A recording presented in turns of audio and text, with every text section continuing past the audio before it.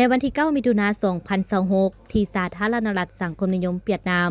ได้มีการพบปะกันระหว่างท่านรองนายกรัฐมนตรีท้องสวรรค์พรหมพิหารได้แสดงความยินดีที่ได้พบปะกับท่านนางอิซึมินากะมิสึ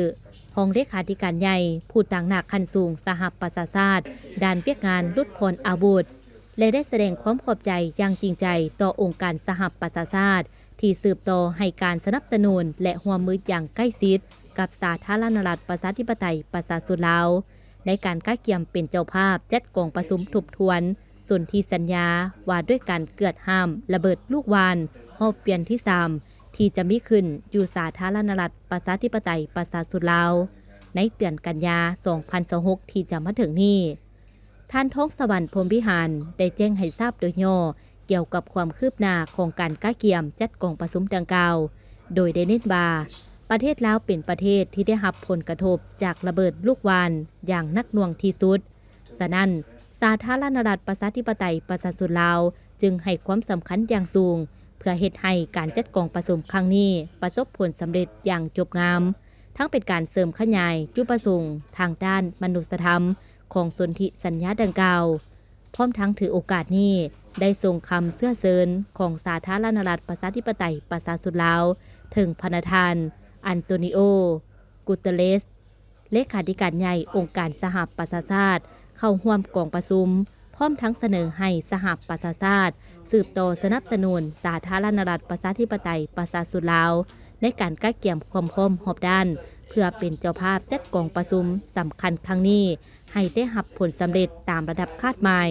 เป็นต้นแมนการสุกยู่การเข้าร่วมของคณะผู้แทนขั้นสูงจากประเทศสมาชิกประเทศสังเกตการองค์การจัดตั้งสากลและองค์การเกี่ยวข้องอื่นๆการสนับสนุนการรับพ้องเอาเอกสารสำคัญของกองประชุมการรับประกันด้านสาธารณสุขและการประสานงานเพื่อตอบโต้เหตุการณ์ฉุกเฉินรวมทั้งการสนับสนุนทางด้านวิชาการและการให้คำแนะนำด้านต่างๆในขณะเดียวกันท่านรองเลขาธิการใหญ่ผู้ต่างหน้าขั้นสูงสหประชาชาติด้านเวียกงานลดพลอาวุธก็ได้แสดงความยินดีที่ได้พบปะกับท่านรองนายกรัฐมนตรี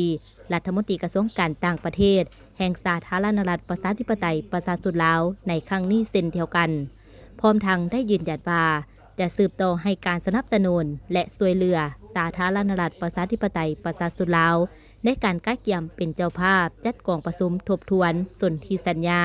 ว่าด้วยการเกิดห้ามระเบิดลูกวานรอบเปลี่ยนที่3และบรรดากิจกรรมปิดอ้อมให้ได้รับผลสำเร็จตามคาดหมายที่วางไว้ Almost the direct consequences of the Russian invasion of Ukraine, especially the European countries that used to be really fully committed